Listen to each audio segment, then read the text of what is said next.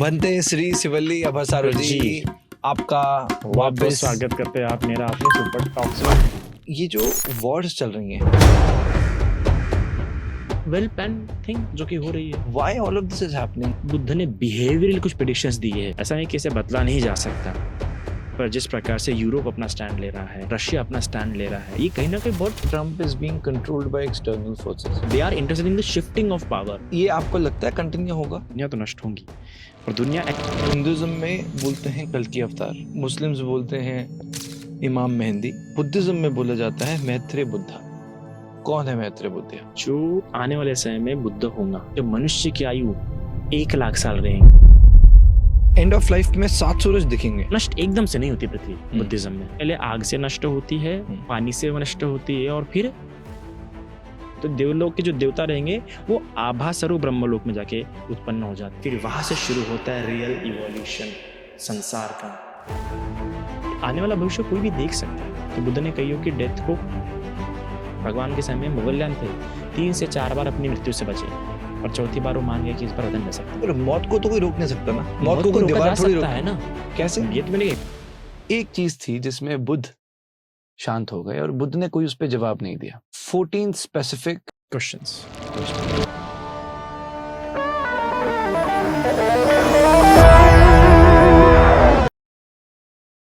दोस्तों, इस एपिसोड का मकसद आपको डराना नहीं है, बल्कि सच्चाई से अवगत कराना है। That's it. क्योंकि सच हम सबके सामने, ईरान यूएस वॉर खत्म नहीं हो रही, दुबई को सोच नहीं सकते, उस पर हमला हो गया, आज नॉर्थ कोरिया जापान पर मिसाइल दागता है, पूरी दुनिया में हम सब देख ही रहे हैं। पर अब हम उनको तो कंट्रोल नहीं कर सकते, पर हमारे अंदर जो इमोशंस हैं उसको रेगुलेट करके अपनी मेंटल वेलबींग को इस दौरान, अपने परिवार को ठीक रख सकते हैं। कैसे? स्पिरिचुअल नॉलेज लेकर, विद क्लैरिटी। आज के एपिसोड में यही हमारा इंटेंट है। प्रेजेंटिंग बनते श्री शिवल्ली अभसारू ji, one of my favourite Buddhist monks. तीसरी बार सुपर टॉक्स में आ रहे हैं। I am very excited about it. इनकी खासियत यह है, एक तो पिछले 9 साल से मंकहुड की जर्नी में है, ही इज वेल रेड और बहुत ही इजीली कॉन्सेप्ट समझाते हैं। हम समझने वाले हैं कि बुद्ध के टाइम में किस तरह से फ्यूचर प्रेडिक्शंस की जा रही थी। उस टाइम पे एक राजा था जिसको 16 सपने आए थे, जिसको बुद्ध ने इंटरप्रेट किया फॉर द फ्यूचर। बुद्ध ने कैसे कुछ लोगों की डेथ को देखा, किस तरह से वो कॉन्सेप्ट होता है इन टर्म्स ऑफ बुद्धिज्म। जैसे हिंदुइज्म में हम मानते हैं कल के अवतार आएंगे कलयुग के अंत में, है ना। बुद्धिज्म में मैत्रेय बुद्धा को माना जाता है कि वो आएंगे। तो कैसे आएंगे उस वक्त, कैसे 7 सूरज होंगे और कैसे उम्र घटती रहेगी। So it's an entire different philosophy in Buddhism, very interesting and very knowledgeable. But towards the end जो हमारा इंटेंट है कि हम ये सब डिस्कशन करके एज एन इंडिविजुअल हम कैसे स्पिरिचुअली इवॉल्व हो सकते हैं, और इस दौरान हमें अपने आप को कैसे रखना है, ये आपको जानना बहुत जरूरी है।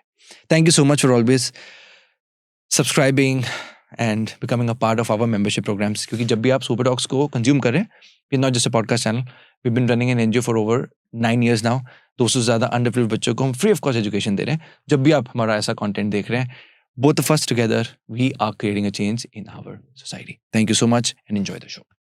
बनते श्री शिवल्ली अभसारू जी जी, आपका वापस वापस स्वागत करते हैं आप मेरा अपने सुपर टॉक्स में, और मुझे वापस आपके साथ आके अच्छा लग रहा है। पहले पॉडकास्ट में ब्लैक टी शर्ट थी और अब येलोइश, लाइट येलोइश शर्ट है, राइट और ज्यादा हैंडसम आप इसमें लग रहे हैं। थैंक यू, बहुत शुक्र आपका। बार बार आप आते हैं, अपनी नॉलेज से हम सबको एक लाइफ में किस तरह जाना चाहिए, मे बी हम अपने लिए ओपिनियंस ड्रॉ कर पाते हैं। हर बार एक अलग अलग कॉन्वर्सेशन है। मैंने हर बार आपको बताता हूँ कि स्पिरिचुअलिटी के साथ साथ हम बुद्धिज्म को एक स्टेप डीपर समझ पाते हैं, और आज भी हम कुछ वैसी कोशिश करेंगे। बिल्कुल कोशिश करेंगे। आज मेरे ख्याल से ऐसी कोशिश होंगी कि कई लोगों के भ्रम टूटेंगे, कई लोगों के वहम उखड़ेंगे, और एक नई शुरुआत के लिए नया मौका Beautiful. मिलेगा। ब्यूटीफुल। तो इस बार हम एक मंत्र से स्टार्ट करते हैं, ओके, क्योंकि आज कलयुग की बात होगी और बुद्धिज्म में कैसे हम्म। हम वर्ल्ड ऑर्डर को देखते हैं उसको समझेंगे। सो आई वांट कि हम पहले बहुत लाइटली एक मेडिटेटिव पोज से स्टार्ट करें। तो कोई मंत्र चैंटिंग से शुरू करें। वर्णगन्धगुणोपेतं एतं कुसुमसन्तति पूजयामि मुनिन्दस श्रीपादसरुरुहे पूजेमि बुद्धं कुसुमेन नेन पुयेन मे तेन लभामि मुखं। साधु साधु। क्या मतलब है इसका? वर्ण गंध गुणोपेतं कि वर्ण गंध गुणोपेतं जो वर्ण और गंध से युक्त है, वर्ण गंध गुणोपेतं एतं कुसुम संतति। तो जो कुसुम मतलब फूल जो कि वर्ण और गंध इन दो गुणों से युक्त होते हैं, कि मतलब उनमें सुंदरता भी होती है और गंध भी होता है, जो कि व्यक्ति को क्या करती है, सुखद होता है। तो उस तरीके से हमारा भी स्वभाव होना चाहिए, हम उस फूल की तरह होना चाहिए कि हमें वर्ण भी होना चाहिए, सुंदरता भी होनी चाहिए, और हमें क्या होना चाहिए, गुण भी होना चाहिए। फूल का गुण क्या है? खुशबू क्या करती है? लोग को आनंदित करती है, लोग को रिलैक्स करती है, लोग काम करती है। वैसे हमारा स्वभाव होना चाहिए, हमारा गुण होना चाहिए। जैसे हम मीनिंग के पास आने की कोशिश करते हैं, पर हर कोई अपनी लाइफ में एक स्पिरिचुअल जर्नी में है, इवॉल्व करना चाहता है, शायद कल से बेहतर बनने की एक कोशिश है। बट जब हम एक समाज में रहते हैं, सोसाइटी में रहते हैं, तो वहाँ के सर्कमस्टेंसेस भी हमारी लाइफ को कहीं ना कहीं डायरेक्टली और इनडायरेक्टली इफेक्ट करते हैं। अब मैं ये जानना चाहता हूँ कि जैसे ये जो वॉर्स चल रही हैं, एकदम से हम देख रहे हैं कि Russia Ukraine, Pakistan Taliban, Israel Gaza, और अब जैसे ईरान में हमला हो रहा है, अटैक हो रहा है, फिर एक जियोपॉलिटिकल एक बहुत अलग नैरेटिव बनता है। स्पिरिचुअलिटी की लेंस से हम इसको कैसे, इसकी अंडरस्टैंडिंग बेटर करें कि why all of this is happening in this world. पता सबको है कि पीस होना चाहिए, रिलीजन तो हर जगह कुछ ना कुछ कोई ना कोई वैसे माना ही जाता है। What is this, why is this? और पिछली बार आपने एक कॉन्वर्सेशन में कहीं कहा था कि फ्यूचर प्रेडिक्शंस भी होती हैं बुद्धिज्म में, कई कुछ प्रोसेसेस हैं जिससे फ्यूचर प्रेडिक्ट किया जाता है। तो वो कैसे है, और क्या इस बारे में पहले कभी किसी मंक ने कुछ में भी इनडायरेक्टली कोई इंडिकेशन या सिग्नल दिया था?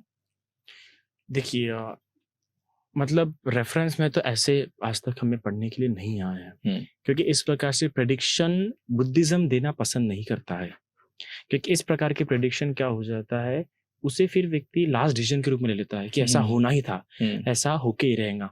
हालांकि बुद्ध ने बिहेवियरल कुछ प्रेडिक्शंस दिए हैं, जैसे कि आने वाली यूथ कैसी रहेंगी। जैसे कि एक भगवान के समय में राजा प्रसन्नचित्त थे, जो कि कौशल के राजा थे। उन्होंने रात में ऐसे कुछ 16 सपना देखे, और वो 16 सपना देख के वो बहुत व्याकुल हो गए थे, वो आराम से रह नहीं पा रहे थे। तब उन्होंने अपने उस समय के ब्राह्मण पुरोहितों को बुलाया और कहा कि ये 16 सपना देखिए। तो उन 16 सपना देखने के बाद पुरोहितों ने कुछ अनुष्ठान करने की कोशिश की, और उस अनुष्ठान के पीछे बहुत पैसा लागत लगना शुरू हुई। तो राजा प्रसन्नजीत की जो पत्नी थी रानी मल्लिका, वो भगवान बुद्ध की उपासिका थी। उन्होंने कहा, राजा प्रसन्नजीत, राजन, इतना खर्च करने से अच्छा पहले इन सपनों का मतलब तो जानने का प्रयास करो। एकदम से बस आपने सपने देखे और व्याकुल हो गए और बस सोचने लगे। और मनुष्य के जीवन में ऐसा ही होता है, कुछ बुरा देख लिया तो व्याकुल होना शुरू हो जाता है, पर उसके अर्थ को ज्यादा समझने का प्रयास नहीं करता। तो मलिया, क्योंकि बुद्ध उपासिका थी, वो अर्थ जानने में ज्यादा रुचि रखते बुद्धिस्ट लोग, कि इसका अर्थ किस अर्थ में इस्तेमाल किया है। अगर हम कुछ शब्द भी बोलते हैं तो हम सामने से पूछते हैं, हम उस समय बुरा, अगर किसी व्यक्ति ने हमें बुरा बोला तो हम एकदम बुरा नहीं मानते, हम बोलते आपने किस अर्थ में बोला है ना, आपका क्या अर्थ था ये बोलने का, इंटेंशन क्या था पीछे, इंटेंशन, क्योंकि अर्थ ज्यादा इंपॉर्टेंट है। तो फिर वो उतना मानते नहीं थे, फिर भी वो अपनी पत्नी कहने पर बुद्ध को बुलाते और बुद्ध से 16 सपनों के अर्थ जाते, बुद्ध के पास 16 सपने के अर्थ पूछते हैं। तो राजा प्रसन्नजीत के जो 16 सपने थे, उसमें से ऐसे कुछ सपने थे कि एक सपने में कि चारों दिशाओं से बैल आ रहे हैं, लड़ने के लिए एकदम दिखा रहे कि लड़ने के लिए आ रहे हैं और लड़ने के लिए आ रहे हैं, पर जब उनको लड़ने के लिए राजा के सामने आ रहे हैं, पर जब राजा के सामने लड़ने के लिए रखा जाए तो लड़ नहीं रहे हैं। तो इसका मतलब लोग उस समय दिखाने, मतलब आने वाले समय में दिखाने के लोग कुछ और रहेंगे और करने के लिए लोग कुछ और रहेंगे। ऐसे भी उसमें से एक सपना था कि कई सारे जो फीमेल काउज है, जो गाय है, वो गाय अपने ही बच्चों का क्या पी रहे हैं, दूध पी रहे हैं।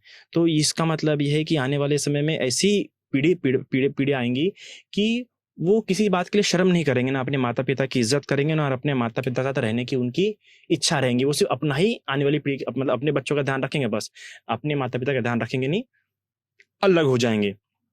इसके अलावा एक तो ऐसे कई सारे 16 सपने हैं जिसमें कि उसमें ऐसे उनको देखने के लिए आया है। ऐसे मतलब ऐसे कई सारे भेड़िए आएंगे। एक सपना था जिसमें उन्होंने देखा कि एक भेड़िया आ रहा है और गोल्डन कप में क्या जा रहा है, पेशाब करके जा रहा है। एक मनुष्य जो कि धागे बना रहा है और अपने पैरों के पास रख रहा है, और एक फीमेल भेड़िया क्या कर रही है, उसे खाने की कोशिश कर रही है बिना उसको जाने हुए। ऐसे कई सारे भयावह सपने उन्होंने देखा है। आपको इस पे यूट्यूब मतलब गूगल में मिल जाएंगे ऐसे कई सारे इमेजेस। वैसे भयानक सपने देख के क्या हो गए थे, बहुत व्याकुल हो गए थे और फिर उन्होंने बुद्ध से पूछा, तो बुद्ध ने बताया कि अभी नहीं होने वाला है। ये जो आने वाली पीढ़ी है, आने वाली पीढ़ी में युवा ऐसे रहेंगे, किस प्रकार करप्शन रहेगा, वो उस प्रकार से उन्होंने बताया उसमें। तो ये जो बात आप कर रहे हैं, ये तो अभी भी लोग देख ये ही पा अभी रहे की हैं। बात है, राइट, तो ये अभी हो ही पा रहा ये है ना। उन्होंने तब किया था आज से 2000 साल पहले। इसमें ये जो सपने हैं, जो इतने स्वप्न देखे गए, इसको बुद्ध ने जो इंटरप्रिटेशन के साथ जो बुद्ध ने किया, उन्होंने कैसे किया? अब देखिए दिव्य दृष्टि बोलेंगे? ये बात बड़ी देख के लायक है कि ये स्वप्न बुद्ध को नहीं आए, राइट, ये बुद्ध ने देखा है। हाँ। ये राजा प्रसन्नजीत को दिखे है। करेक्ट। तो इससे भी पता लगता है कि आने वाला भविष्य कोई भी देख सकता है। कैसे? ट्रांस स्टेट ऑफ कॉन्शियसनेस में आभास हो जाता है कई सारी बातों को लेके, है ना, स्वप्न को। इसको इंटरप्रेट किसने किया? बुद्ध ने किया। बुद्ध ने दिव्य चक्षु के आधार पर नहीं किया, अपनी प्रज्ञा के आधार पर किया, है ना, कि आने वाले समय ऐसा रहेगा। और वो भविष्य भी देख सकते थे बुद्ध। ये कईयों की उन्होंने डेथ देखी थी, किसकी डेथ यहाँ पे होने वाली, वहां पे होने वाली है। तो बुद्ध ने कईयों की डेथ को अच्छा बना दिया जो वर्स्ट होने वाली थी। कैसे? जैसे कि एक जन का मृत्यु होने वाली थी, गरीब इंसान था वो, तो भगवान उसके भोजन के लिए गए थे, तो भगवान जानबूझ के पात्र वहां पर रखे गए। अब पात्र वहां पर रखे गए तो ऑफकोर्स वो पीछे पीछे आएंगे पात्र देने के लिए। तो जब पीछे पीछे पात्र देने के लिए भगवान ने फिर आधे रास्ते में रुक गए। भगवान ने उसके हाथ से पात्र लिया, देखो आधे रास्ते में पात्र ले लिया वापस, और बाद में कहा कि तुम भी वापस जाओ। वो वापस जाते इतना प्रसन्न हुआ कि आज बनते, आज भगवान ने मेरा पे खाना खाया, भगवान का पात्र मैंने पकड़ा। और ये विचार लेके अचानक से पीछे से एक बैल उसको मार दिया, बैल ने। तो कैसे मन से मरा? सुखद मन से मरा। अगर उस दिन बुद्ध नहीं आते तो उसको प्रसन्नता नहीं होती, वो मरता उस दिन मरना उसका पक्का था। पर क्योंकि भगवान उसके यहाँ पे आए, भगवान के प्रति उसका मन श्रद्धा युक्त हुआ, उसका मन प्रसन्न हुआ, तो मरा। लेकिन कैसे मरा? प्रसन्न मन से। और प्रसन्न मन से मरा तो मरने के बाद कहाँ पे गया? वो सुगति में गया, स्वर्ग में गया। अगर वही बिना प्रसन्न मन से मरा रहता तो दुर्गति में क्या रहता? तो भगवान ने क्या किया, उस का सर्कमस्टेंसेस को हेल्दी बना दिया। यानी जो होना था वो तो होना ही है। ऐसा नहीं है कि हर चीज को आप ऐसा नहीं बोल सकते कि जो होना है होके ही रहेगा। कई सारी बातें चेंज की जा सकती है, किसी किसी की मृत्यु टाली जा सकती है। जैसे भगवान ने एक की मृत्यु टाली थी। जब भगवान के पास एक कपल आया तो पत्नी आई, पत्नी ने पैर पड़ा भगवान के, भगवान ने कहा दीर्घायु। पति आया, पति ने पैर पड़ा, भगवान ने कहा दीर्घायु। पर जब बेटा है तो भगवान मौन रहे। माता पिता ने देख लिया, उनको हट हुआ, भगवान आपने ऐसा क्यों किया? हमारे आयु क्या, हमें उतना नहीं चाहिए, हमारे बच्चा दीर्घायु रहे वो तो फिर। तो भगवान ने कहा मैं झूठा आशीर्वाद कैसे दूं? तुम लोगों की दीर्घायु, इसमें बोला दीर्घायु, इसकी दीर्घायु नहीं, 7 दिन बाद इसकी मृत्यु है। 7 दिन बाद? 7 दिन बाद इसकी मृत्यु होने वाली है, तो मैं कैसे कहूँ कि इसका दीर्घायु है? तो वो बोलते भगवान ऐसा कि कुछ तो कीजिए, कुछ तो कीजिए। तब भगवान लगातार 7 दिन तक उसकी चैंटिंग होती है, संघ के बीच में रख के उसको चैंटिंग की जाती है, और 7वें दिन तक वो चैंटिंग होके फिर उसकी मृत्यु टाल दी जाती है। तो कुछ कुछ जगह कुछ लोगों की मृत्यु टाली जा सकती है, पर कुछ कुछ लोगों की नहीं। कुछ लोगों के कर्म शेष है, पर कोई एक आध कर्म उभर के आ जाता है पुराना, तो उसके कारण पीड़ा देता है, तो कुछ पुण्य कर्म करके हटा दिया जाता है वो। किसी की डेथ, देखिए जैसे भी कैंसर के स्टेजेस होते हैं, हाँ, कुछ स्टेजेस में कैंसर बचा जा सकता है, कुछ स्टेजेस में कैंसर नहीं, तो वैसा ही हो। इसका मतलब किसी की भी डेथ डेस्टिन्ड तो नहीं हो सकती। एक समय के बाद डेस्टिनाइट हो जाती है, कुछ समय पहले उसको रोका जा सकता है। एक आपने वो कहते हैं एक लक्ष्मण रेखा आपने पार कर ली, फिर आप उसे टाल नहीं सकती। वो आपको क्रॉस होने नहीं देना है। कुछ कर्म जो आपको जिंदगी में होने नहीं देना है। जैसे कि माता की हत्या, पिता की हत्या, माता का दिल दुखाना, पिता का दिल दुखाना, की साधु संत का अपमान करना, ये बहुत मेजर रोल प्ले कर सकते हैं आपका, आपके अकुशल कर्म के विपाक में आपकी मौत पास में लाना, या आपकी पूरा यश प्रॉस्पेरिटी से बदलने में एक झटके में। मतलब ऐसा कुछ नहीं है बोल सकते आप, मतलब बुद्धिज्म में ये नहीं बोलते कि ये अपनी मौत लिखवा के आया, ऐसा नहीं है। नहीं, ऐसा नहीं बोलते ये मौत अब कोई लिखवा के आया, बदलती जा सकती है। हर चीज बदली जा सकती है. But there's no destiny in Buddhism. There is a destiny but it can be change. और उसको चेंज किस तरीके से किया जा सकता है? क्वालिटेटिवली. 90% चांसेस है कि आप उसे क्वालिटेटिवली चेंज ला सकते हो उसमें. जैसे मौत टाली जाने से जा सकती नहीं जा सकती कई बार, पर इसका मतलब ये नहीं कि आप बदतर ही मौत मरे. सुखद भी मौत मर जा सकती है. Right. क्योंकि that's a present action, that वो प्रेजेंट एक्शन रहेगा. मौत ये पहले के कर्म का विपाक रहेगा. जैसे अभी हमने इंस्टिंक्ट्स की बात करी, यानी डेथ से पहले ऐसे अंदर से सिग्नल्स आना. अब जब हम दुनिया में ऐसा डिस्ट्रक्शन देखते हैं तो ये किस तरह का सिग्नल हमें यूनिवर्स दे रहा है? ये सिग्नल नहीं दे रहा है, ये होना ही था. अभी तो हमने ये डिस्कस नहीं किया कि destiny is not there to play the role. As a individual, okay, as in देखिए जो वर्ल्ड में हो रहा है डेस्टिनी नहीं है, ये कॉज एंड इफेक्ट है.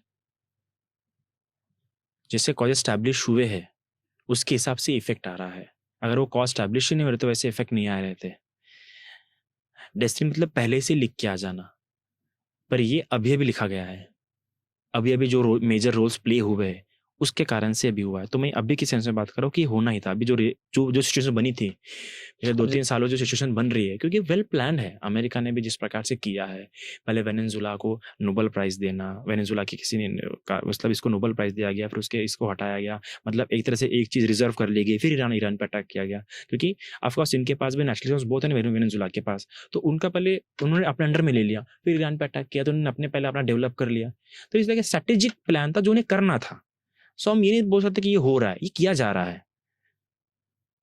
तो कई बार ये होता है कि हम लोग कि हो रहा है या किया जा रहा है, पर इसमें हमें अंतर करना सीखना होगा कि वो अपने आप हो रहा है, वो किया जा रहा है या करवाया जा रहा है.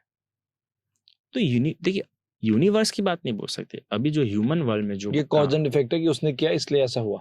हाँ, और ये जो है ना हमेशा यूनिवर्स में नहीं हो रहा है, ये सिर्फ अर्थ में हो रहा है. अर्थ में मनुष्य लोगों में हो रहा है, हमारा डिजायर के कारण हो रहा है. और ऐसा नहीं कि इसे रोका नहीं जा सकता, ऐसा नहीं कि इसे बदला नहीं जा सकता.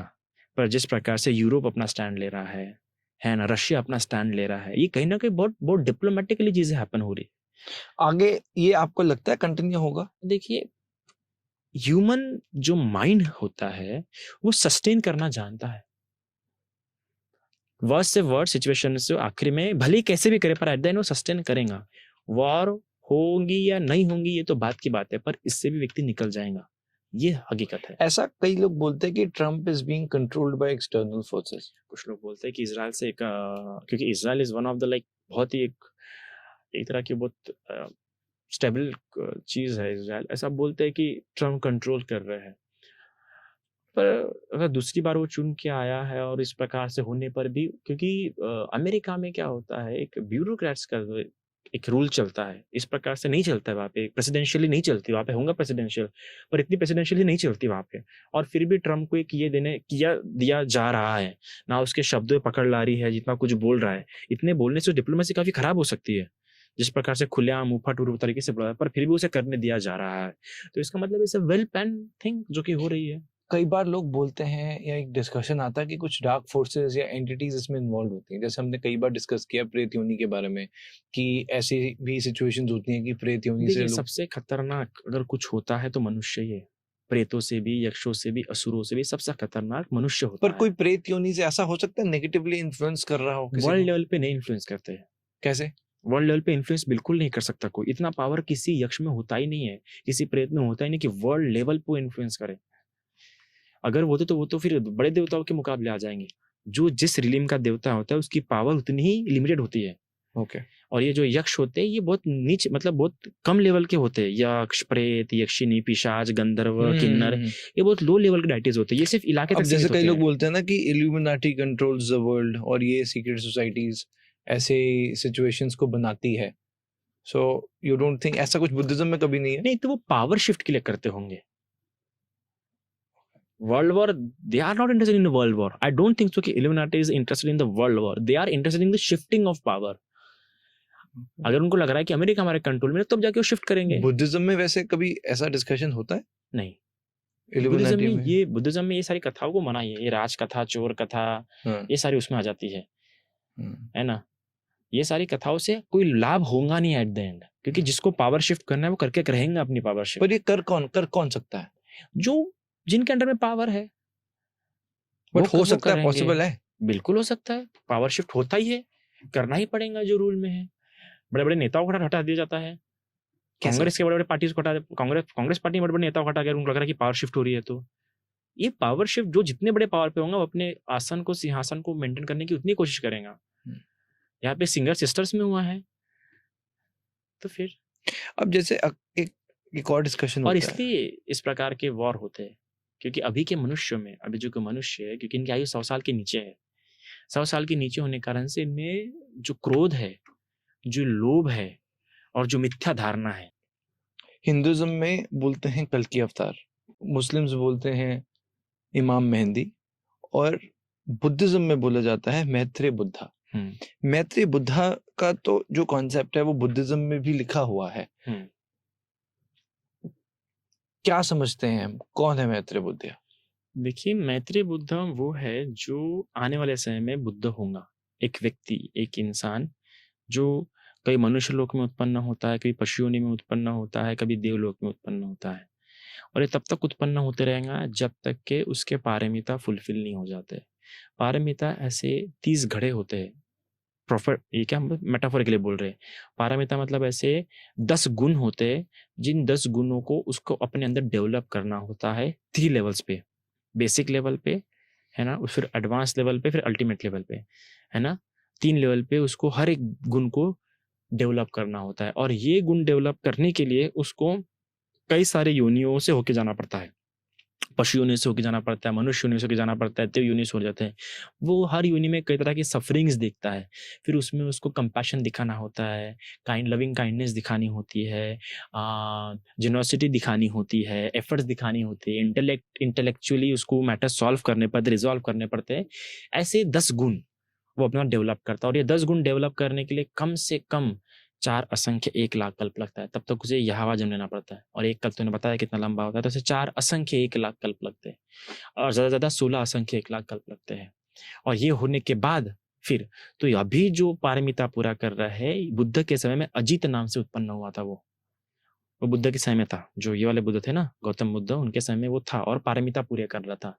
अभी उसको पूरे करने के लिए, वो 10 क्वालिटीज पूरे डेवलप करने के लिए उसे समय लगेगा, और वो डेवलप होने के बाद जब मनुष्य की आयु 1 लाख साल रहेंगी, अभी आयु घटते घटते जा रही है, फिर बढ़ते बढ़ते जाएंगी, जब मनुष्य के 1 लाख साल रहेंगी तब वो एज ए बुद्ध के रूप में उत्पन्न होगा, और तब के चक्रवर्ती राजा होंगे शंख, वो भी फिर भिक्षु बन जाएंगे, तो मैत्रेय बुद्ध होंगे, और उनकी आयु रहेंगे 80,000 साल। यानी फ्यूचर में आप कह रहे हो कि हम वापस पीछे जाएंगे, उम्रें बढ़ती ही जाएंगी, आगे जाएंगे, पीछे अभी हम जा रहे हैं। वो मैं फ्यूचर में मतलब अभी जैसे मान लो पहले पीछे 100 साल पीछे रहते होते थे, अब जाएंगे। 70 हो गया अभी ये एवरेज। 10 साल तक जाएगा, अभी 10 साल तक जाएगा, मनुष्य सिर्फ 10 साल जी पाएगा, और उसका विवाह होगा 5 साल की लड़की के साथ, और वो उसमें इतना सामर्थ रहेगा कि जब बच्चे को जन्म दे सके, उसके पीरियड्स वगैरह तब आया करेंगे 5 साल की उम्र में। और जब मनुष्य की आयु 10 साल रहेंगी तब 5 बातें नहीं मिला करेंगी संसार में। घी नहीं मिलेगा ओरिजिनल, मक्खन नहीं मिलेगा, तेल नहीं मिलेगा, शहद नहीं मिलेगा, गुड़ नहीं मिलेगा, और नमक नहीं मिलेगा। ये बातें उस समय उपलब्ध नहीं रहेंगी जब मनुष्य की आयु 10 साल रहेंगी। और तब मनुष्य में इतना क्रोध रहेगा कि अगर माँ ने एक शब्द भी बोला तो गर्दन काट देगा। बेटा, माँ, बेटे ने कुछ बोला तो माँ उसको काट देंगी। इतना गुस्सा रहेगा, इतना फ्रस्ट्रेटेड रहेंगे उस समय की जनरेशन, फ्रस्ट्रेटेड, एंजाइटी, सारे जो डिजीज रहेंगे ना, क्योंकि उनकी पेरेंटिंग वगैरह कुछ भी ढंग से नहीं होगी, तो उनमें बहुत सा दबदबा के बना रहेगा, इसलिए वो किसी एक तब शब्द नहीं सुन पाएंगे। फिर इतना खतरनाक युद्ध होगा, इतना खतरनाक युद्ध होगा, लगातार 7 दिन तक चलते रहेगा। उसमें से कुछ लोग रहेंगे इंडिविजुअली, है ना, जो थोड़े बहुत मैच्योर रहेंगे, थोड़ा भय रहेगा उनमें, वो अपने आप को जंगलों में जाके छिपा लेंगे, गुफा में जाके छिपा लेंगे, और तब तक निकलेंगे जब तक ये बाहर शोर लगा रहेगा, तब तक बाहर नहीं निकलेंगे। फिर जब जो भी बच्चे रहेंगे शहर में, वो सब मर जाएंगे, दूसरे काट कर देंगे, और जो कुछ बचे रहेंगे फिर सब शांत हो जाएगा। तो जो गुफाओं में बड़े हैं, जो जो जंगलों में है, वो चुपचाप बाहर निकलेंगे और देखेंगे सब शांति है। और जैसे एक दूसरे को देखेंगे उनमें एकदम प्रेम जागेगा, अरे तुम बच गए, अरे तुम बच गए, शुक्र है तुम बच गए। उनमें ऐसा मैत्री भाव जागेगा, और मैत्री भाव जागने में लगेगा हमने बेवजह ये सब करे, चलो शांति से रहते हैं। फिर शांति से रहने के बाद वो फील करेंगे कि हम अच्छी लाइफ जी पा रहे हैं। फिर उनमें और मोटिवेशन आएगा कि हमने ऐसे जीना चाहिए। फिर और वो एथिकली जीना शुरू करेंगे। फिर 10 साल से 20 साल, फिर 20 साल से 40 साल, 40 साल से 80 साल, 80 साल से 60 साल, इससे बढ़ते बढ़ते बढ़ते 1 लाख साल तक मनुष्य की आयु रहेंगी। तो ये पहले अभी घटते घटते आई, और ये बुद्ध जो उत्पन्न होते हैं घटते हुए आयु में उत्पन्न होते हैं, बढ़ते हुए आयु में उत्पन्न नहीं होते हैं। तो अब जब 10 साल के हो जाएगा इंसान तब बुद्ध वापस आएंगे? फिर मैंने ये भी बताया, पहले ही बताया कि मनुष्य बुद्ध तब उत्पन्न नहीं होते जब मनुष्य की आयु 100 साल से कम होती है, और बुद्ध तब भी उत्पन्न नहीं होते जब मनुष्य की आयु 1 लाख से ज्यादा होती है। ये दो तरह के से बुद्ध उत्पन्न नहीं होते। तो कब होते तो इसलिए अभी जो बुद्ध उत्पन्न होते, बुद्ध तब उत्पन्न होते जब मनुष्य की आयु 100 साल के ऊपर थी। आज से 2500 साल पहले मनुष्य की आयु 150 साल थी। उस समय के लोग 150 साल जीते थे, तो बुद्ध तब उत्पन्न हुए थे। फिर जब तो इस पीरियड में जब मनुष्य की आयु 100 साल के ऊपर हो और 1 लाख साल के कम हो, इस कालावधि में बुद्ध उत्पन्न होते हैं। और उसमें भी जब मनुष्य की आयु कम कम होती जाती है, उतरते फेज में हो, डिसेंडिंग ऑर्डर में हो, ना कि असेंडिंग, है ना, कम ज्यादा से कम कम, क्योंकि उस समय में लोगों को धर्म की आवश्यकता होती है। उस समय में लोग धर्म समझ सकते हैं, उनको बताना पड़ता है कि ये अच्छी बात है, वो अच्छी बात है, क्योंकि उनकी जो इंटेलेक्ट है एथिकल मॉरल सेंस में, है ना, वो उनका डिग्रेड होना शुरू होता है। तो उनको समझाना पड़ता है कि ये चढ़ते हुए उम्र में इसलिए बुद्ध उत्पन्न नहीं होते हुए क्योंकि उस समय में उनको समझाने की आवश्यकता पड़ती नहीं है, क्योंकि वो कर्मों का फल देख पाते हैं कि मैं ये अच्छा कर रहा हूँ, मेरे को फल मिल रहा है, इसलिए वो अपने खुद ब खुद ही अच्छे कर्म करते जाते हैं। तो ये शुरू कैसे होता है? ये शुरू होता है जब ये सबसे पहला जो शुरू होता है चोरी से होता है शुरू। और जब व्यक्ति का 80,000 साल होती है तब से शुरू होता है। तब के जो राजा होते हैं, कुछ ऐसे राजा होते हैं जो निर्धनों को धन नहीं बांटते, और वहां से दरिद्रता से सारे अपराध होना शुरू होते हैं।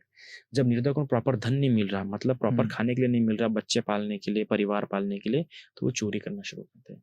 तो जैसे एक ने चोरी कर लिया तो राजा ने उसको पकड़ लिया, फिर उसको पढ़ के लाया तो राजा के ने पूछा भैया क्यों चोरी किए, क्योंकि उस समय राजा थोड़ा तो समझदार होते, तो बोलते नहीं था घर में खाने के लिए, बच्चे उच्चे भूखे थे इसलिए चोरी कर लिया। तो फिर राजा उसे देता है धन।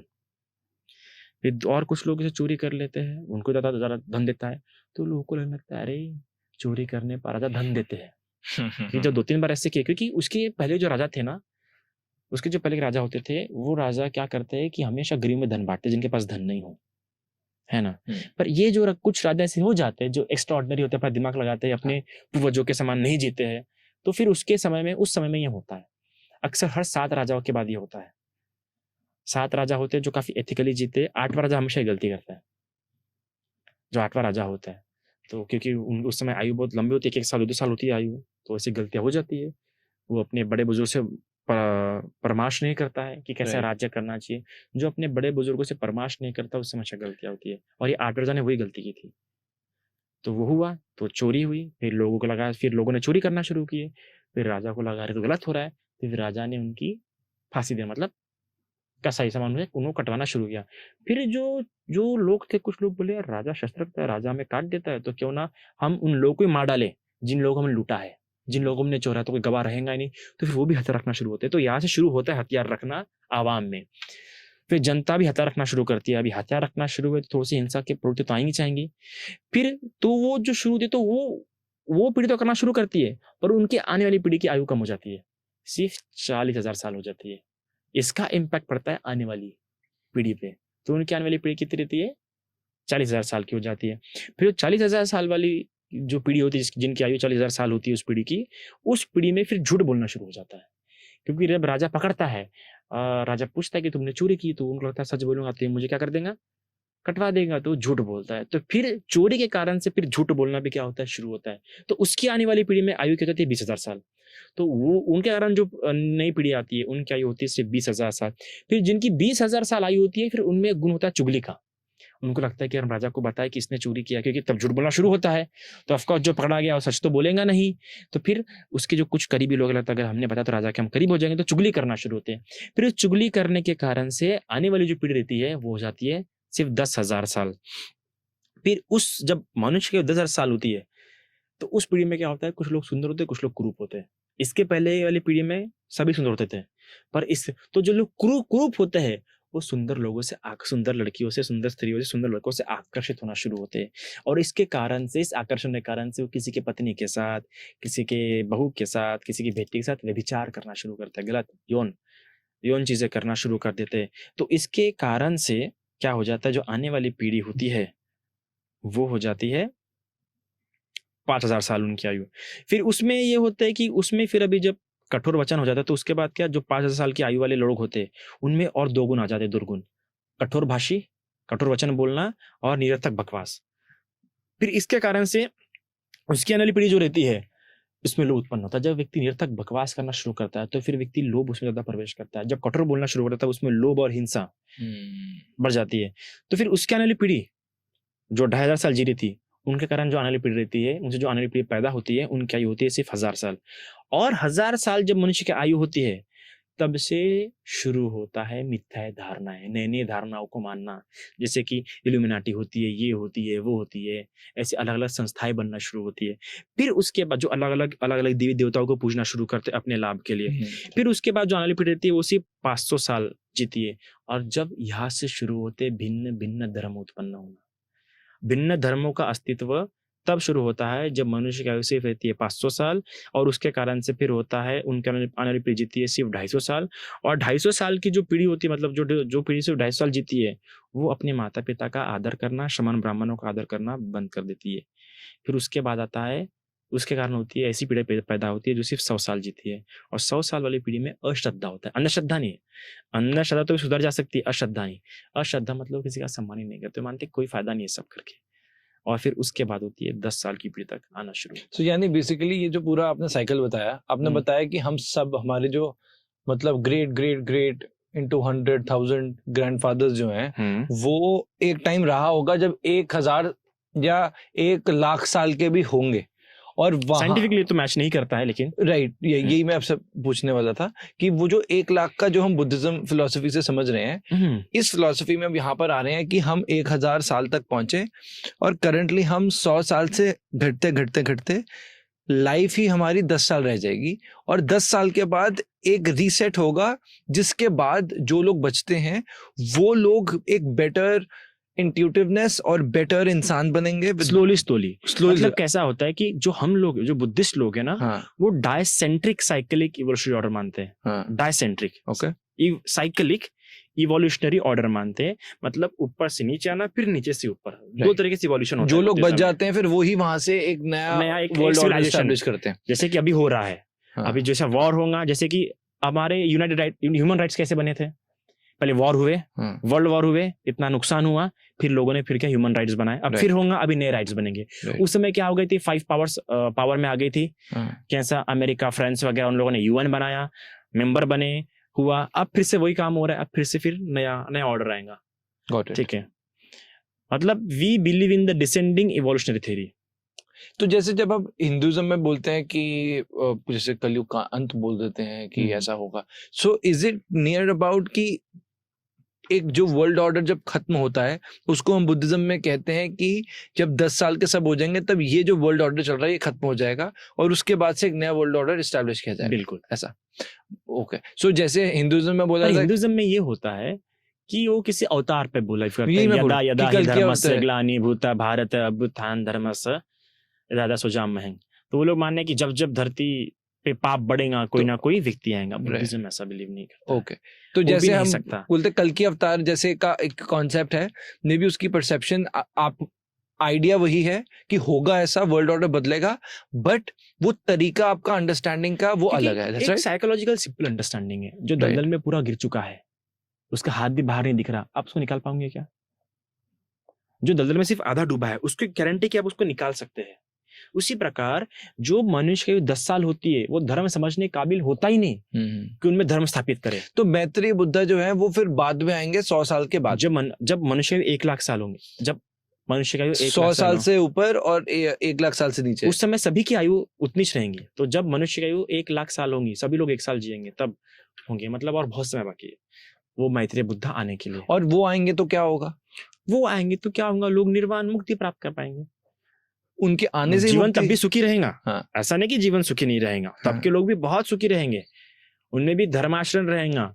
धर्माचरण मतलब कैसा, वो 10 अकुशल कर्म नहीं करेंगे, वो किसी पंथ में नहीं रहेंगे, जैसे हिंदू पंथ या भिन्न भिन्न जो पंथ है वैसे पंथ में रहेंगे। वो हिंसा नहीं करेंगे, वे विचार नहीं करेंगे, झूठ नहीं बोलेंगे, चुगली नहीं करेंगे, चारी नहीं करेंगे, व्यर्थ की बकवास नहीं करेंगे, लोभ नहीं करेंगे, द्वेष नहीं करेंगे। भगवान बताते हैं जब मनुष्य के 1 लाख साल होती है उनमें सिर्फ 3 ही रोग होते हैं और कोई रोग नहीं होता है। एक इच्छा, दूसरा उपवास, तीसरा बुढ़ापा। ये सिर्फ 3 ही प्रॉब्लम होती है उनमें, और कोई प्रॉब्लम नहीं होती उनमें। जब मनुष्य 80,000 साल 1 लाख साल होती है, उनको बाकी किसी धर्म की आवश्यकता भी नहीं होती है। वो अपने आप में धर्माचरण करते हैं। वो कैसा व्यवहार रखते हैं, उनका 4 बातें धर्म होती है। सबके साथ मैत्रीपूर्ण व्यवहार करो, करुणा रखो, उमुदिता रखो और उपेक्षा रखो अपने अंदर में। यही उनके धर्म होते हैं उस समय में। पर अब थोड़ा सा अगर हम ऐसे देखें साइंटिफिकली 1 लाख साल, साइंटिफिकली तो तेरी मैच होती नहीं है, मैंने पहले ही कहा, बट वी बिलीव कि ऐसा भी एक स्वर्ण युग होता है मनुष्य में, व्यक्ति को धर्म की आवश्यकता नहीं होती है। व्यक्ति अपने आचरण से, जहाँ पे वो किसी आद्य पुरुष किसी ईश्वर से बंधा हुआ नहीं है, बल्कि स्वयं के आचरण के बलबूते पे इतनी सुंदर जीवन जी सकता है। मनुष्य इतना सुंदर बन सकता है, एक ऐसा समाज निर्माण हो सकता है जहाँ पे सब मैत्रीपूर्ण रह सकते हैं। क्या मैत्रेय बुद्ध इस वक्त तुषिता हेवन में रहते हैं? ये एक बुद्धिस्ट कंसेप्ट है, इसमें माना जाता है क्योंकि बुद्ध में 7 हेवंस मानते हैं। 6 एक मनुष्य लोग के 7, तो 6 हेवंस माने जाते हैं। उस 6 हेवन में जो चौथे नंबर का जो हेवन है तुषिता, तुषित ये संतुष्ट धातु से बना हुआ है। तुषित देवलोक के जितने भी देवता होते हैं वो काफी संतुष्ट स्वभाव के होते हैं। तो माना जाता है कि जो भी बोधिसत्व होते हैं, मतलब जो बुद्ध बनने का प्रयास कर रहे हैं, वो 10 गुण अपने अंदर क्या कर रहे हैं, डेवलप कर रहे हैं। वो जब भी देवलोक में उत्पन्न होते तो उस देवलोक में उत्पन्न होते और वहां पे रहते हैं। ओके, हाँ। सो वहां पे कोई मेडिटेटिव स्टेट में ऐसा पॉसिबल है कि कोई वहां से कनेक्ट कर सकता है? मेडिटेटिव स्टेट में I am not 100% sure. Okay, पर जा सकते हैं वहां पे कोई, कैसे? वो बल प्राप्त करने पर देवलोक में, जैसे मुगलान जाते थे। क्या होता था वहां पर? और ऐसे कई सारे धार्मिक लोग भी जो मृत्यु बाद वहां पे उत्पन्न हुए। एक चित्तगृहपति था, उसने बहुत पुण्य कर्म किया था, उसने 500 लोगों को धार्मिक आचरण में लाया था, और उसके हर एक लोग ने और 500 लोग धर्म में लाए थे। तो जब वो बूढ़ा हुआ, जब मृत्यु का समय पास में आया, तो 3 से 5 देवलोक के रहता थे सुलेने के लिए कि बताओ, बोले तुम्हें कौन से देवलोक में उत्पन्न होना है। तो वो अपने बच्चे से पूछता कि बता किस लोक में उत्पन्न हो, तो बोले तुषित देवलोक में उत्पन्न हो, क्योंकि वहाँ पे भूषित वास करते हैं। तो ऐसा हार वो तुषित देवलोक के रथ में फेंकता है, फिर तुषित देवलोक में उत्पन्न होता है मृत्यु के बाद। वो है तुषित जो देवलोक है, इसके बारे में कुछ डिस्क्रिप्शन मिलता है हमें कहीं टेक्स्ट में? कैसा होता है हेवन? हेवन कैसा तो इसके बारे में कैसा डिस्क्रिप्शन मिलता है, भले ऑथेंटिक हमारे धर्म ग्रंथों में नहीं, मतलब जो मूल धर्म ग्रंथ है हमारा त्रिपिटक, उसमें बहुत ही कम मिलता है, और बाकी कई सारे रेफरेंस मिलते हैं उसके। जैसे तुषित देवलोक कैसा होता है, वहाँ के देवता बहुत संतुष्ट होते हैं, संतुष्ट स्वभाव के होते हैं। मतलब ह्यूमनली लाइफ जी रही है वहां पे भी ऐसा? ह्यूमन लाइफ बोल नहीं सकते आप। एक देखो देवताओं का जो देव तुल्य जो होता है ना, देव में 10 बातें होती है जो सबसे अग्र होती है, और जितना हायर देवता रहेगा उसमें 10 बातें उतने स्ट्रांग रहेंगी, उतनी बड़े पैमाने पर रहेंगी। आयु, वन, सुख, बल, यश, ऐसे कई सारी बातें होती है जो 10 गुना में श्रेष्ठ होती है।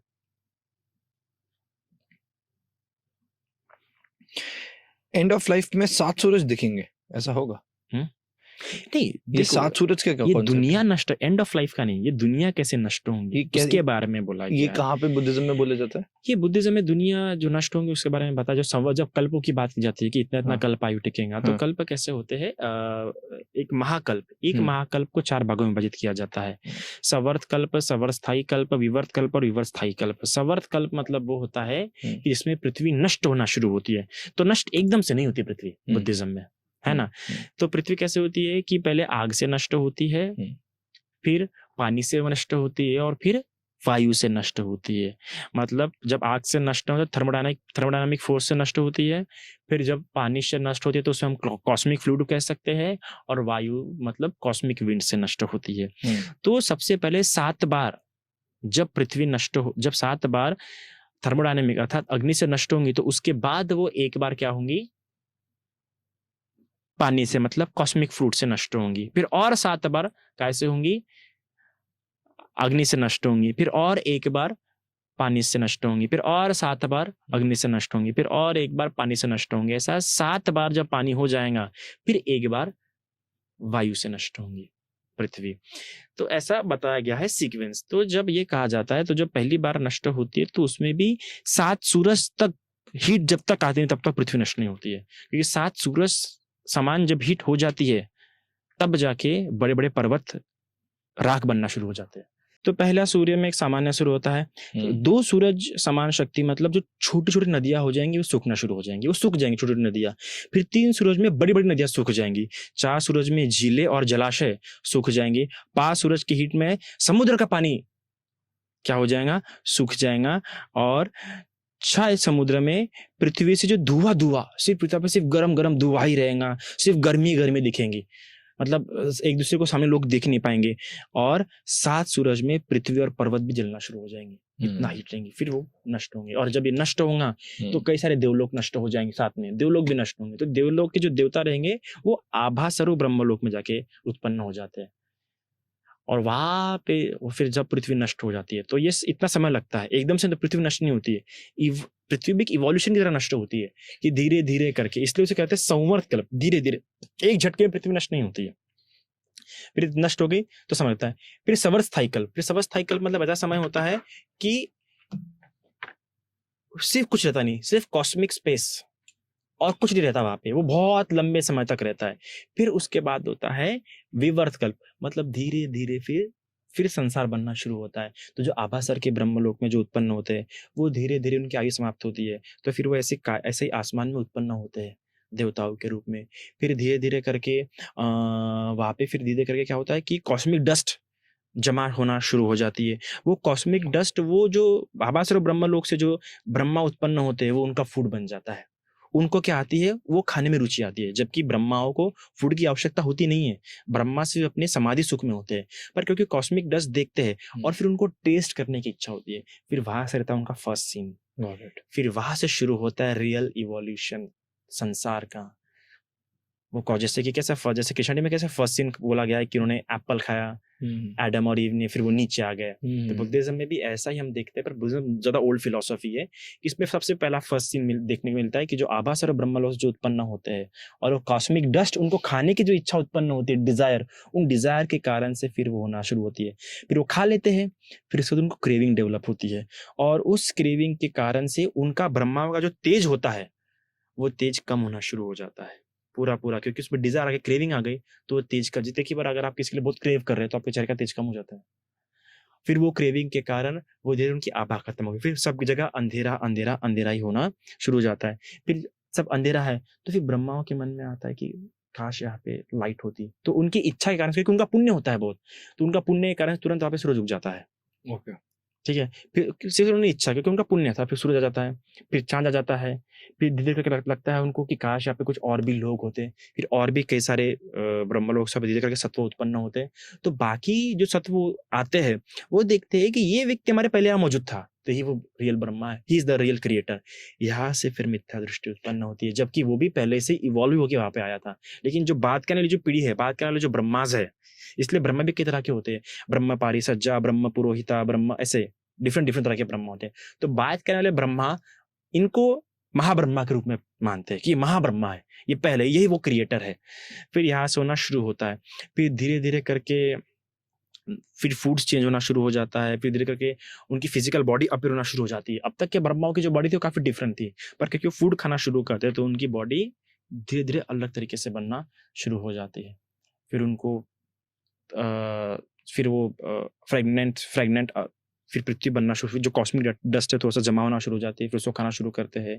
फिर उस कॉस्मिक डस्ट में प्लांट्स होना शुरू होते हैं, फिर उसको, मतलब ये मेटाफोरिकल उसमें तरीके से, मतलब आइडिया ये है कि धरती जब खत्म हो जाती है तो ये जो ब्रह्मा है हम मान रहे हैं, अलग अलग ब्रह्मा जैसे आपने कहा, तो ये दूसरे प्लेनेट से आते हैं फिर। हाँ, तो अब हम ये मान रहे हैं कि दूसरे प्लेनेट से अगर ब्रह्मा आते हैं फिर एक नई सिविलाइजेशनल थ्योरी शुरू होती है, जिसके बाद से अब जो कॉस्मिक डस्ट से हम बोलते हैं प्लांट्स बनकर पूरी दुनिया ऐसे की ऐसे बन गई। ये सभी यहाँ पे इवॉल्व हो रहे होते हैं। ओके, पर सवाल आता है कि ये जो धरती का हम बोल रहे हैं कि खत्म हो रही है 7 सूरज की, व्हाई इज इट हैपनिंग? किसकी वजह, what is the reason behind it? मनुष्य के व्यवहार से। आज इतनी हीट क्यों बढ़ रही है? आज इतनी हीट क्यों बढ़ रही है? पॉल्यूशन, मनुष्य जितना करप्ट होगा उसका नेचर उतना ही क्या हो जाएगा, डाइल्यूट होते जाएगा, डाइल्यूटेड, ओरिजिनलिटी लूज करते बैठेगा। और जब चीज अपनी ओरिजिनलिटी लूज कर देती है तब वो अपनी सस्टेनेबिलिटी खो देती है और उसका इम्पैक्ट फिर हर चीजों पे इम्पैक्ट होना शुरू हो जाता है। Very important point. राइट। सो इंडिविजुअली अब जो पूरी दुनिया में हो रहा है, इंडिविजुअली अगर मे बी कोई चाहे कि यार मुझे पता है कि दुनिया में सब कुछ ही बुरा है, मैं कैसे अपने लिए अपनी जिंदगी को बेहतर करके मे बी मैं या मेरी आने वाला ये जो समय है वो खराब ना हो, तो उसके लिए वो क्या करे? वो अपने जो 10 काम है उसमें रुचि ना ले। जैसे वो 10 काम में अगर रुचि नहीं लेगा तो हमेशा सेफ जोन में बना रहेगा।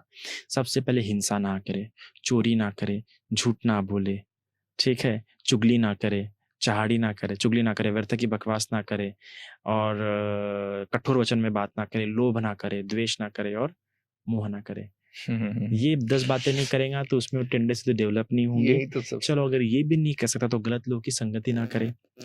चलो फिर ये 3 बातें कर सकता है वो, गलत लोगों की संगति ना करे, गलत स्थानों पे ना रहे और हमेशा पुण्य कर्म करते रहे। ये 3 कामों से भी बच सकता है। चलो भैया अगर वो ये काम भी नहीं कर सकता है तो क्या कर सकता है कि एटलीस्ट अब कृतज्ञ रह सकता है। अगर ये कृतज्ञ भी रहता है, ग्रेटफुल, सिर्फ ग्रेटफुल होने से भी वो कर सकता है। चलो अगर ये भी ना करे तो कम से कम वो 2 बातें रख सकता है, लज्जा और भय। अगर उसमें लज्जा और भय है तो भी वो बच सकता है। चलो अगर वो ये भी नहीं कर सकता तो सिर्फ कम से कम एक काम कर सकता है कि माता पिता का आदर, उनसे कभी ऊंची आवाज में बात ना करे।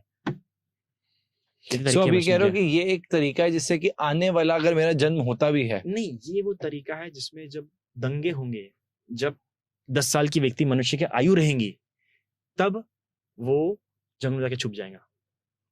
नहीं तो वो भी कहाँ पे छुप जाएगा? वो जंगलों में या पहाड़ियों में जाके छिप जाएगा। अब जब धरती ऐसे खत्म हो रही होगी तब तो वो अलग बात है, वो एक अलग फेज है जब धरती खत्म होगी। वो धरती नहीं है क्योंकि उसमें तो नया वर्ल्ड ऑर्डर एस्टैब्लिश हो रहा है। जब 10 साल के हो रहे हैं तब तो हम कह रहे हैं कि धरती खत्म नहीं हो रही। धरती कब खत्म होगी? जब ऐसा बहुत बार होगा, एक महाकल्प होने पर धरती समाप्त होती है। अभी कितना टाइम बचा है? अभी तो बहुत समय बचा है, बहुत अभी मौका है। अभी तो नया ऑर्डर फिर से एस्टैब्लिश होगा, टेंशन की बात नहीं है। अभी धरती खत्म, अभी जो 10 साल वाला आइडिया है, अभी देखो आप 1 लाख से अब लोग 70 तक तो पहुंच गए हैं। 70 नहीं, 60 या 40 बोल सकते हैं। 60 तक तो 60-70 तक मोस्ट ऑफ लोग तो अभी 40 ही बोलिए ना। आप बड़े बड़े स्टार्स हार्ट अटैक से मरे हैं, 40 के अंदर ही मरे सबके सब। पर चलो ये बोल सकते हैं कि अभी भी जनरली लोग 70 तक तो गाड़ी चल ही रही है। एटलीस्ट लोग इतना तो जी रहे हैं। वो जो पुरानी पीढ़ी है, पुरानी तो आई थिंक 100 तक चल। हमारी जो पीढ़ियां है वो 40 साल की उम्र में डेथ हो रही है। आप देखिए कितने सारे हार्ट अटैक्स, आप कार्डियक अरेस्ट बहुत हो रहे हैं। आप आर्टिकल देखिए 40 के अंडर में, आप जो बिग बॉस के जो स्टार्स रहे वो देखिए हार्ट अटैक से मरे हैं। तो पुरानी पीढ़ी जो है वो है जी रही है, बहुत सारे भी। उसकी आने वाली पीढ़ी 40 साल की उम्र में मर रही है, इसकी आने वाली पीढ़ी 20 साल में मरेंगे। राइट। सो अब ये वाला जो हम कह रहे हैं तो अब जिस मुझे याद है सिद्धार्थ शुक्ला बिग बॉस में थे। और भी कई लोग, आंकड़े देखिए आप, जो आंकड़े बता रहे कई सारे लोग, बहुत शोकजनक बात है कि कार्डियक अरेस्ट। तो फिर ये आप कह रहे हो ये 40 से ये कम होते होते 10 हो जाएगा। 40 से पहले 20 होगा, 20 से फिर 10 होगा, एकदम से नहीं होता। और जब वो ये 10 होगा तब जो आप कह रहे हो जो इस वक्त वो जो कर्म अच्छे कर रहा है वो एक सेफ स्पेस में जाएगा, वो भागेगा, वो उसमें इन्वॉल्व नहीं होगा। और जो इन्वॉल्व होगा, आप देखिए ना मॉब लिंचिंग में, अरे मैं भी एक हाथ घुमा लेता हूँ ना, वो टेंडेंसी उनमें नहीं रहेंगी। जो मैंने जो तरीके बताए इसमें से कुछ भी करता है, होता नहीं, मैं भी एक हाथ मार लेता हूं। और वो जो 10 साल जो वहां पर है तो उसके लिए क्या हो रहा है फिर? What is happening on earth? किन के लिए? मतलब जब ये वर्ल्ड ऑर्डर नया एस्टैब्लिश हो रहा है, कैसे एस्टैब्लिश हो रहा है? तब वहां पे सेंट्रलाइज पावर नहीं रहेंगी। लोग अपने हाथों में, अपने व्यवहार में लेंगे सब कुछ। वहां पे जैसे नेपाल वगैरह में हो रहा है ऐसा। हाँ, नेपाल वगैरह में जैसा हुआ है। हाँ, कि लोगों ने good example, not a perfect example. पर जैसे कि देखो नेपाल में फिर सत्ता किसी के हाथ में दी गई है, इस बार सत्ता किसी के हाथ में नहीं दी जाएंगी। इस बार खुद ही शेयरिंग, खुद ही केयरिंग होगा। नहीं, पर फिर वो तो विनाश ही हो रहा है ना। फिर वापसी अच्छा कैसे इवॉल्व हुआ? एक जैसे जो वर्ल्ड ऑर्डर वो समझ आता है कि सब खत्म हो गए, नया शुरू होता है। पर यहाँ पे जो लोग एग्जिस्टिंग ही हैं, जिन्होंने ऐसे कर्म करे हैं, जो मतलब सब कुछ कर ही रहा है, तो फिर वही अगर बाद में शेयरिंग केयरिंग कर रहा है तो वो तो, क्योंकि वो उसका डिस्टर्बेंस देख चुके हैं, उनके आंखों के सामने वो खून देख चुके हैं, उनके सामने उन्होंने कई लोग को देखा, इसलिए वो अंदर से आ रहा है फीलिंग। कहते हैं ना, लातों की बातों से नहीं मानते, वैसे बात हो जाती है वहां पे। अभी अभी जब वहां के नेताओं ने भी देखा, नेपाल के नेताओं ने देखा, अगर हमने ढंग से नहीं किया तो क्या होगा, हमारी भी वैसी लातें पड़ने वाली जैसे इनको पड़ी है, तो अभी अच्छे से काम करेंगे वो। पर जब नया ऑर्डर शुरू होगा तो सेंट्रलाइज पावर, जैसे कि अभी नेता रखना मतलब पावर को सेंट्रलाइज करना, तब पावर सेंट्रलाइज होंगी नहीं, तब उनको बोलने की जरूरत ही नहीं पड़ेगी आप हमारी रक्षा करो, हम कि हमें रक्षा की जरूरत नहीं है क्योंकि हम अच्छे से रह सकते हैं, ये उनमें बात रहेंगी। ओके, बट कोई ऐसा नहीं है कि 10 साल के हो रहे हैं तो कुछ होएगा ऐसा डिस्ट्रक्टिव कि वो कि मतलब उनको वाइप ऑफ कर दिया जाएगा, ऐसा नहीं होगा। वाइप अप वो खुद करेंगे, जो वाइप अप तो होगा, वाइप अप होगा। वो वाइप ऑफ कैसे होगा फिर? वाइप अप कैसे होंगे? काटपीट, ये धर्म ग्रंथों में काटपीट बताया गया है, ऐसा बॉम्बिंग्स वगैरह तो बताया नहीं गया है क्योंकि ऑफ कोर्स बता नहीं सकते लिटरेचर में कहाँ बॉम्बिंग बताएंगे, पर काटापीटी होंगी। बट अब बॉम्बिंग तो आप देखो ना, अभी अब आप देखो, ऐसा पता चला देखो, अब इस nuclear वक्त attack नहीं कर रहे तो हैं वॉर अभी में व्हाइट फास्फोरस यूज किया जा रहा है जो कि वॉर क्राइम है, इन लोगों पे यूज किया जा रहा है, तो दिस इज ऑलरेडी हैपनिंग। क्या कर सकते हो उसमें?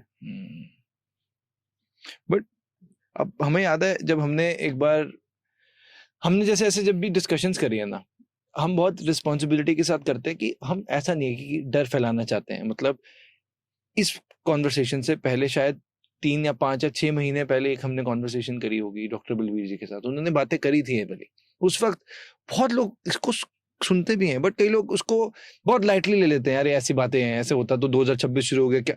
बट जब ऐसा दोबारा होता है तो कहीं ना कहीं ऐसा फील होता है कि अगर अब हर नहीं, धर्म ग्रंथों में, हाँ, इस्लाम में भी क़यामत का दिन कहा गया है, हाँ, तो हर धर्म ग्रंथों में बताया गया है कि ये होगा, पर किस तरीके से होगा वो अलग है, वो अलग नहीं। वो दुनिया तो नष्ट होंगी, और दुनिया ऐसे नष्ट नहीं होंगी कि पूरा सब कुछ नष्ट हो जाए। It will just a change of power, new civilisation. But इससे ज्यादा इंपॉर्टेंट ये है कि आज हम वो कर सकते हैं, ये जो 10 तरीके, 2 तरीके, 1 तरीका, जिससे कि at least we can, you can save yourself, either you can save your sons. Very good. उनमें एक लज्जा भय रखो। डेथ किसी की जल्दी आ सकती है, अकाल मृत्यु जैसे बोला जाता है, होता है।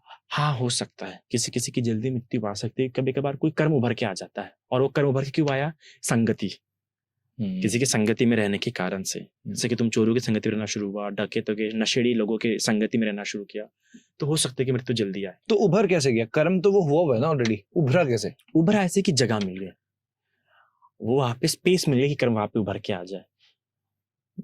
फॉर एग्जाम्पल, आप एक घर में रह रहे हैं, उस घर में आपने लॉक लगाया है, तो चोरी के चांस कितने कम है? ऑब्वियसली। आपने कैमरे लगाए और कितने कम हो गए? और कम हो गए, ठीक है। अभी आपने समझ जाओ गार्ड भी रखा है और कितने कम हो गए? अभी ना आप गार्ड रख रहे हैं, ना ताला लगा रहे हैं, ना कैमरा लगा रहे हैं, अब चोरी के चांस कितने बढ़ गए? बढ़ तो गए, पर मौत को तो कोई रोक नहीं सकता ना। मौत को कोई रोका दीवार जा थोड़ी सकता रोक है ना।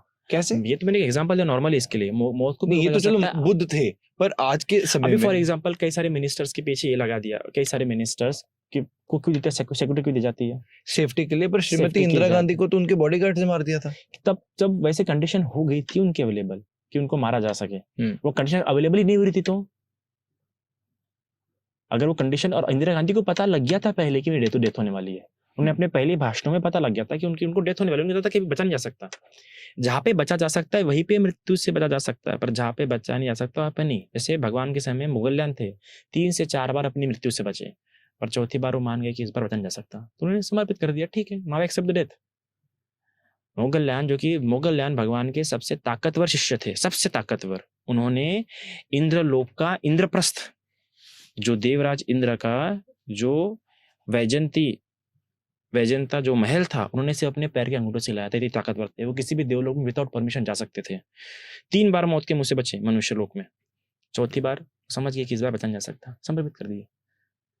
कुछ जगहों पे बचा जा सकता है, कुछ जगह बचा नहीं जा सकता। हम वो तय नहीं करेंगे कैसे बच सकते मृत्यु से, पर अगर हमारे कर्म स्ट्रांग है तो हम बच सकते हैं हर चीज से, या हम कर्म करते हैं अच्छे तो हम बच सकते हैं। वी कांट डिसाइड कि यही समय नहीं। कभी कभार हमें खुद समझ जाता है।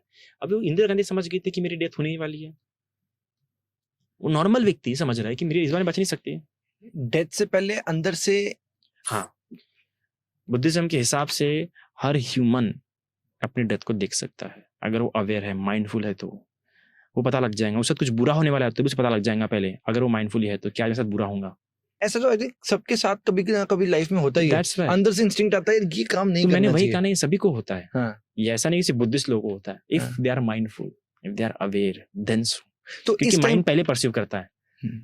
इस टाइम पर कैसा डिसीजन लेना चाहिए माइंड को? माइंड का सुनना चाहिए। हाँ? माइंड का सुनना चाहिए। सुनना चाहिए, बिल्कुल। पर इट्स वेरी डिफिकल्ट टू। बहुत डिफिकल्ट है, बहुत। मेरे साथ कई बार ऐसी गलती है। कई बार मेरे मन ने कहा कि ये मत कर, ये मत करो, ऐसा मत बोलो, वैसा मत बोलो, ये मत करो, वो मत करो।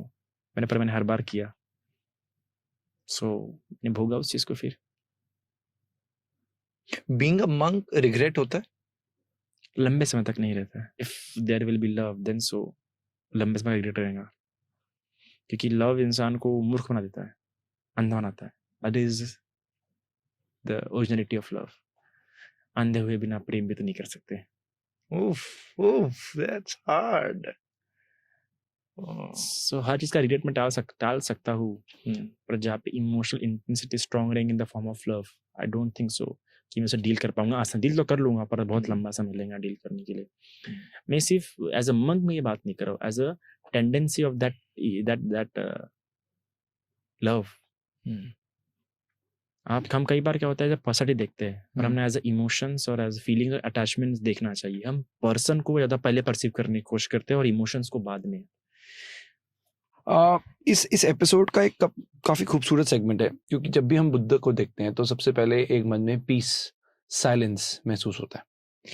ऐसा कहा जाता है कि एक चीज थी जिसमें बुद्ध शांत हो गए और बुद्ध ने कोई उस पर जवाब नहीं दिया। वो थी 14 स्पेसिफिक क्वेश्चंस जिसपे बुद्ध मौन रहे, क्यों? ना हाँ बोले ना भूले। क्यों? क्या? दरअसल भगवान ने उन्हें अव्याकृत प्रश्न कहा है।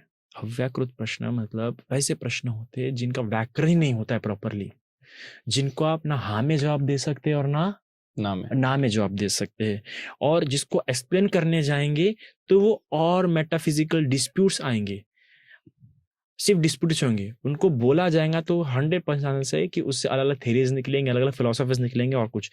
वो इसलिए अव्याकृत है, जिनका व्याकरण ही नहीं है, जिनको समझाया नहीं जा सकता। समझाने जाएंगे तो प्रॉपर वर्ड्स नहीं मिलेंगे आपको, उसे कहते हैं अव्याकृत प्रश्न। और अच्छे क्या सवाल थे? ऐसे स्पेशली इसको 3 कैटेगरी में बांटा जा सकता है। सबसे पहले, और ये सवाल, सॉरी मैं इंटरप्ट कर रहा हूँ इसमें, ये सवाल जो है ये पूछे किसने थे? फिर हम आएंगे सवाल पे। ये पूछे जो फिलोसॉफिकली ज्यादा इन्वॉल्व होना चाहते थे, जो बुद्धि विलास बहुत करना चाहते थे, जो मेटाफिजिक्स ज्यादा इंटरेस्ट लेते थे, जिनको नॉर्मल लाइफ से उतना मतलब नहीं है। Okay, student day to day life में उनको इंटरेस्ट नहीं है, प्रैक्टिकल लाइफ के प्रैक्टिकल एस्पेक्ट में, बस मेटाफिजिकल स्पेकुलेशंस में जिनको बहुत दिलचस्पी है। इसलिए बुद्ध इन लोगों के बारे में ऐसा बोलते जब भी लोग प्रश्न लेके आए। और बुद्ध बोलते थे, इस पे अक्सर एग्जाम्पल दिया उन्होंने कि बेटा समझो, बोले तुम्हारे छाती पे कैसे तीर आके लग गया, घुस गया, और तुम क्या लोग के पास ये जाके पूछोगे कि भैया ये तीर मुझे किसने मारा बताओ? पर लोग तुम्हें बोलेंगे कि भैया पहले तीर तो निकाल ले, पर तुम बोलेंगे नहीं, मैं तब तक ये तीर नहीं निकालूंगा जब तक कि मुझे बताएगा नहीं कि किसने तीर मारा। तो क्या बोला जाएगा? मूर्ख इंसान। अरे पहले घाव ठीक कर ले, फिर बात करेंगे। उसी प्रकार पहले जो घाव है मनुष्य जीवन का, मनुष्य जीवन का जो दुख है, जो सफरिंग है, जो पीड़ाएं है, जो इंसान को व्याकुल कर रही है, जो संसार नष्ट कर रही है, वो तो बातें जान ले। फिर संसार क्या है, कहाँ से आया, कहाँ जाएगा, ये बातें जानना। तो ये जो 14 सवाल है, इन 14 सवालों को कुछ भागों में विभाजित। एक संसार के बारे में सवाल है, 4 सवाल है जो अक्सर पूछते थे, जो संसार के प्रति बहुत क्यूरियस होते थे ना, वो अक्सर संसार को लेके 4 सवाल पूछते थे। कुछ आत्मा शरीर को लेके, जो धार्मिक होके बहुत मुक्ति वगैरह पे पड़े होते थे, वो ये 2 सवाल पूछते थे। कुछ तथागत को लेके, उनके एग्जिस्टेंस को लेके, बुद्ध के एग्जिस्टेंस को लेके 4 सवाल पूछते थे। और कुछ आत्मा, अन्य दर्शन मतलब भिन्न भिन्न दर्शनों को लेके ऐसे 4 सवाल पूछते। ऐसे कुल मिला के ये 14 सवाल होते थे। तो संसार के बारे में जो सवाल होते थे, पहला ये कि क्या संसार शाश्वत है, मतलब एटर्नल है। दूसरा तो बुद्ध मौन। किसने पूछा कि क्या संसार इटर्नल है, तो आप मौन है, तो फिर इसका मतलब संसार क्या होगा? नॉट इटर्नल, संसार इटर्नल नहीं होगा। तो अगर आपने इसमें अगर नहीं बोलोगे तो इसका मतलब दूसरा सही हो जाएगा। अगर पहला जो क्वेश्चन रखा गया उसमें बोला है कि ये संसार इटर्नल है क्या, अगर आपने नहीं बोला तो इसका अपोजिट क्या हो जाएगा? ट्रू। तो इसका अपोजिट क्या है?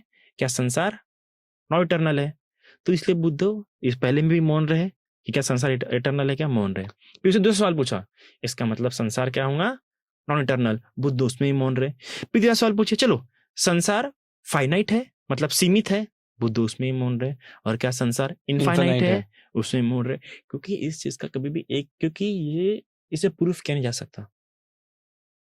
इसको सिर्फ स्पेकुलेट किया जा सकता है। आज भी साइंस ये प्रूफ नहीं कर पा रहा है कि यूनिवर्स इटर्नल है या नॉन इटर्नल है। प्रूफ कर पा रहा है क्या? बिग बैंग थ्योरी के फिर बोल रहे बिग बैंग थ्योरी के पहले क्या था वो चला जाता है, फिर बिग बैंग थ्योरी का कुछ ना कुछ कॉज होगा, फिर इसके बाद क्या होगा तो नहीं है, फिर संसार फाइनाइट है इनफाइनाइट। आज भी साइंस में ये थोड़ा सा कंफ्यूजन है कि संसार यूनिवर्स फैल रहा है या कॉन्ट्रैक्ट हो रहा है। तो इसलिए बुद्ध ने भी, क्योंकि ये कभी प्रूफ नहीं किया जा सकता, तो इस पर डिस्कशन करके भी फायदा, कुछ काम की भी नहीं हमारे, क्योंकि ये सवाल बिना जाने बिना भी हम 2500 साल से जीते हुए आ रहे हैं। तो ये संसार को लेके, दूसरा आत्मा और शरीर को लेके, क्या आत्मा और शरीर एक ही है या आत्मा और शरीर अलग अलग है? इसको लेके बुद्ध ने कोई जवाब नहीं दिया। और फिर वही तथागत मृत्यु के बाद रहते हैं, पहला बुद्ध मौन, तथागत मृत्यु के बाद नहीं रहते, इसमें ये बुद्ध मौन, तथागत मृत्यु के बाद रहते भी है और नहीं भी, इसमें ये बुद्ध मौन, तथागत मृत्यु के बाद नहीं न रहते हैं न नहीं रहते हैं, इसमें ये बुद्ध मौन। अब इन सब बातों में बुद्ध मौन क्यों है? बुद्ध मौन इसलिए क्योंकि मैं देखिए ये क्वेश्चन कैसे पूछे गए, एक में हाँ बोलेंगे, दूसरे में अपने आप नहीं हो जाएगा, और एक में नहीं बोले दूसरे में अपने आप क्या हो जाएगा, हाँ हो जाएगा। पर इन सवालों में जब इंसान, अगर कि आपने कोई एक टोक पकड़ लिया तो इसके अपोज करने वाले रहेंगे, क्योंकि इस बात को प्रूफ फैक्चुअली नहीं किया जा सकता है, इस फिलोसॉफिकली इससे बातें की जा सकती है। तो इसलिए बुद्ध ने नहीं किया, क्योंकि इसमें एक अलग विवाद शुरू हो जाएगा। बाकी बुद्ध ने उसी बात पे बातें की है जिसको प्रूफ किया जा सकता है, जिसको रैशनली एक्सेप्ट किया जा सकता है। इसलिए उन्होंने दुख की बातें की, माइंड की बातें की, ना कि आत्मा और शरीर की, ना कि ईश्वर की। इसके ऊपर मैं डेफिनेटली मैं चाहता हूँ कि हम सब इस पे कुछ कॉन्वर्सेशन करें। इन्हीं सवालों पे हम कमेंट्स में देखते हैं क्या डिस्कशन होती है, और विल ट्राई कि उस कॉन्वर्सेशन को और हम हेल्दी और एक डिस्कशन हम मे बी फ्यूचर पॉडकास्ट में करें। Before we put end to this conversation, मैं चाहता हूँ कि हम किसी एक एक्सपीरियंस से इस पॉडकास्ट में हम सबको छोड़ें, बिकॉज आज कुछ बातें हुई हैं, थोड़ी सी लोग डर भी जाएंगे, आई नो। मे बी एक पीसफुल फ्रेग्रेंस के साथ हम सबको आज छोड़ सकें। सो कोई छोटी सी मेडिटेशन, पिछली बार भी हमने किया था, इस बार भी कुछ मेडिटेशन हम सबको छोड़ें। ठीक है, मैत्री साधना ज़्यादा अच्छा रहेगा मेरे ख्याल से। तो आंखें बंद करके सबसे पहले अपनी बॉडी को जानते हुए रिलैक्स कीजिए, और इस संसार में आप जिसको भी सबसे खुश देखना चाहते हैं, देखिए कि वो कितना खुश है, वो याद कीजिए वो कितना खुश है। इसी प्रकार से मैं भी खुश रहूं, इसी प्रकार से मेरी माता भी खुश रहे, उनके जीवन में भी आनंद बना रहे, उनकी भी जो इच्छा है, जो वो चाहते हैं, उनकी इच्छा पूरी हो। मेरे पिता की भी जो इच्छा है, उनकी वो इच्छा पूरी हो, वो भी वैसे ही आनंदित रहे, वो भी स्वस्थ रहे, निरोगी रहे।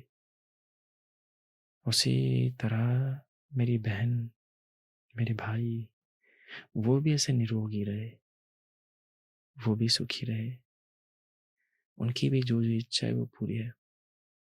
उसी तरह जो कोई मुझे शत्रु मानता है,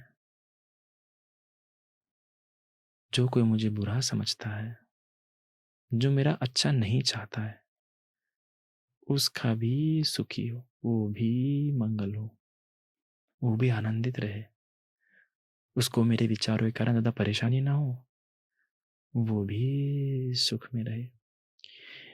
मेरे मन में जो लोग मुझे बुरे लगते हैं, कैसे भी लगते हैं, कुछ भी हो, कहीं ना कहीं कुछ ना कुछ बातों में वो भी अच्छे होंगे और वो भी सुखी रहे।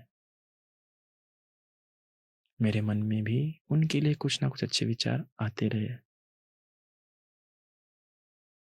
उसी तरह मैं भी सुखी रहूं, मेरे भी मन में किसी के प्रति ज्यादा व्याकुलता ना हो, किसी के प्रति ज्यादा कोई बैर ना हो, बस मैं आराम से ऐसे लोगों के प्रति विचार ना करूं और सुख से रहूं। मैं भी आनंदित रहूं और मैं आनंदित रहूंगा और अच्छे कर्म करता रहूंगा। साथ बहुत शुक्रिया। अच्छा, इस बार वो जो लोग बोलेंगे कि आईफोन के साथ इस बार आईपैड भी आ गया, उनको क्या बोलोगे? सिर्फ आप लोग के लाया है मैंने iPad ताकि आपको अच्छी इन्फॉर्मेशन मिल सके। वैसे आईफोन जनरेशन 10 है शायद से, मे बी हाँ, हाँ, नॉट श्योर, मुझे हाँ। समझता नहीं है।